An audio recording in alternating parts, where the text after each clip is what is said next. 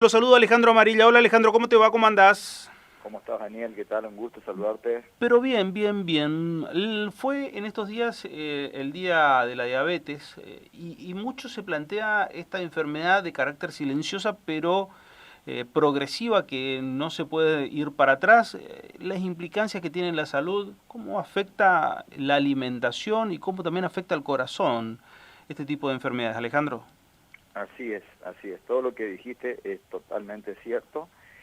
La diabetes es una enfermedad que se caracteriza por el aumento de glucosa en sangre anormal. O sea, es normal que todas las personas tengamos un nivel de glucosa en sangre que va entre los 70 miligramos por decilitro a los 100 miligramos por decilitro.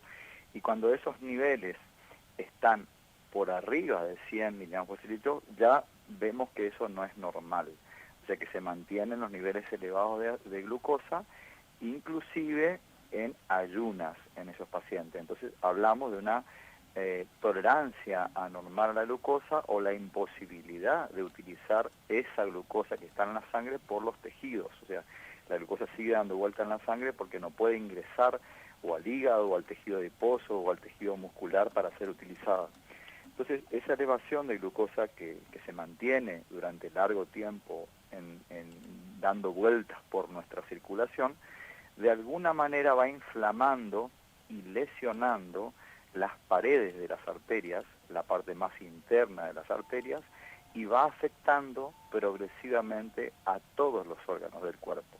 O sea que va a enfermar primero el sistema vascular y secundariamente, una vez que enferma el sistema vascular, va a enfermar al cerebro, al riñón, al corazón, a los nervios de todo el cuerpo y a todos los tejidos secundariamente. O sea, hablamos de que la enfermedad va primero a tomar la parte microvascular y también secundariamente la parte macrovascular que va a afectar a los órganos. Entonces, la diabetes comienza como una enfermedad metabólica, donde el cuerpo no puede utilizar correctamente el azúcar, y termina como una enfermedad vascular, cardiovascular, cerebrovascular, o sea, afecta al corazón, al cerebro y demás, porque daña a los órganos. Entonces, realmente eso es una enfermedad muy, muy, muy mala, digamos, muy complicada, y peor aún, lo peor es que es silenciosa, o sea que muchas personas tienen la elevación de la glucosa en sangre, los que están escuchando en su casa hoy, tienen glucosa elevada anormalmente y no lo saben. Entonces, de a poquito, progresivamente, durante muchos años en la vida, esa glucosa se mantiene elevada y esto, por supuesto, que a lo largo del tiempo va a hacer daños Claro. tremendos que son irreversibles muchas veces. Esto, lo que es esta enfermedad, ¿puede retrocederse? Digo, ¿se puede curar? No, una vez que la diabetes está instalada, eh, ya algo está funcionando mal en nuestro cuerpo y es irreversible, o sea, no va a curarse la enfermedad. Lo que podemos hacer desde el punto de vista de la medicina es tratar de, fundamentalmente por medio de un cambio del estilo de vida de esas personas y corrigiendo las conductas que tienen, y secundariamente, si esto no da resultado, o paralelamente, independientemente de los cambios, agregar tratamientos farmacológicos, o sea, medicación, para tratar de que el cuerpo utilice mejor ese azúcar y no quede elevado en la Sí. sangre dando vuelta, y evitemos las complicaciones de la diabetes. Digamos, lo que buscamos una vez diagnosticada la enfermedad es tratar de nivelar el azúcar todo el tiempo en la sangre Sí. y evitar las complicaciones que trae la enfermedad. Pero corregirse, ir para atrás, no, es una enfermedad crónica, aún como la hipertensión, como la dislipemia y demás, y que básicamente, Daniel, como vos dijiste al inicio de la nota, tiene su origen en una alteración metabólica que está directamente relacionada con nuestro estilo de vida, con nuestro estilo de alimentarnos y demás. O sea, era una enfermedad que había muy poco en el pasado, hace años atrás, Fíjate, en el 2005 la tasa de diabetes en la Argentina, en la encuesta nacional, la primera encuesta nacional de factores de riesgo 2005, hablábamos de un 7% de diabetes y en el mundo más o menos estaba en esa cifra. Y el año pasado, el 2018, se presentan datos de la misma encuesta y estamos hablando de cerca de un 13%. O sea que en pocos años la enfermedad casi se duplicó. Y eso que esos son los datos de la gente que sabe que tiene diabetes, porque la encuesta se hace en función de eso, digamos, recoger información que la población tiene, y todo lo otro, lo que está, esa es la puntita del iceberg que nosotros vemos, que podemos detectar, y lo que está sumergido bajo el agua es la gran población de gente que no sabe que tiene diabetes y que está creciendo tremendamente porque está de la mano de la obesidad y está de la mano del sedentarismo, que también se ha multiplicado en el mundo, en nuestro país, en el mundo, por el estilo de vida moderno, digamos, que tenemos actualmente y está directamente relacionado. Así que es un problema que va a aumentar, Daniel, lamentablemente va a aumentar, y que las consecuencias de la diabetes, que no está bien tratada, bien controlada, son enfermedades cardiovasculares fundamentalmente, así que los cardiólogos vamos a tener que atajar los penales, digamos, del fracaso del tratamiento de esta enfermedad y del fracaso de la prevención de esta enfermedad. O sea que yo creo que fundamentalmente para la gente que está oyendo es el mensaje es tratar de prevenir, porque que no aparezca un caso nuevo de diabetes es un caso, un paciente menos que va a tener todas las complicaciones que tiene diabetes, o por lo menos la va a retrasar, la va a tener a más tardíamente, porque hoy hablamos de enfermos diabéticos muy jóvenes, de chicos diabéticos, de niños diabéticos, que antes decíamos, bueno, los niños diabéticos o los adolescentes diabéticos eran niños que tenían la diabetes tipo 1, la que menos se ve, estamos hablando de un 10% del total de los diabéticos, los tipo 1, los que son autoinmunes, que les falla el páncreas, que no produce insulina el páncreas. Bueno, esos hoy, digamos, siguen siendo los chicos, pero estamos hablando de una diabetes ahora a temprana edad, que ya es la tipo 2, o una especie de combinación entre 1 y 2, porque estamos hablando de gente, de chicos obesos, que desarrollan el tipo de diabetes 2, que es lo que el cuerpo, lo que se conoce normalmente como la intolerancia a la glucosa o la resistencia a la insulina.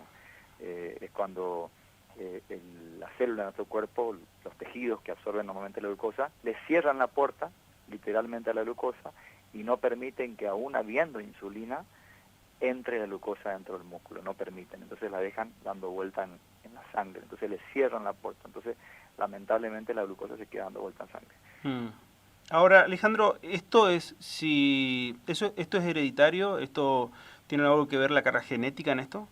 Sí, tiene que ver la carga genética de padres diabéticos, hijos con chances o probabilidades de diabetes, pero siempre que hablamos de enfermedades poligénicas, le llamamos cuando son de muchos factores, ¿sí?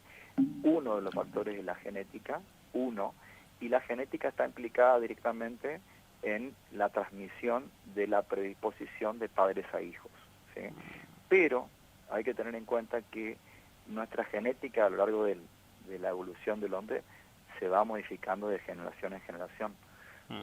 A eso le llamamos nosotros hoy la epigenética, que es lo que, digamos, el medio ambiente que nos rodea va produciendo modificaciones o cambios dentro de nuestro ADN, secundariamente a la manera en que nosotros vivamos.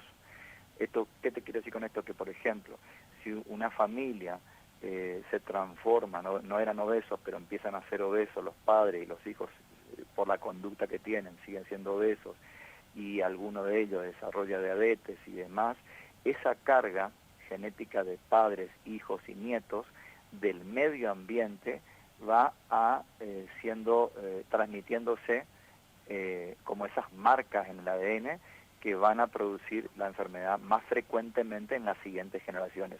Por el contrario, si por ejemplo tengo familia de pacientes que tienen antecedentes de diabetes, pero sin embargo esos hijos, por ejemplo, tienen un estilo de vida totalmente saludable, con peso normal y con actividad física regularmente, se invierte esa posibilidad. Entonces, las cargas epigenéticas de ese estilo de vida saludable se van a transmitir a las siguientes generaciones y va a haber menos posibilidades de desarrollar diabetes en esa otra familia. Entonces, es cierto, la genética influye, pero nosotros podemos hacer mucho para modificar. Es como que nosotros tenemos en nuestro ADN las teclas para apretar, ¿sí?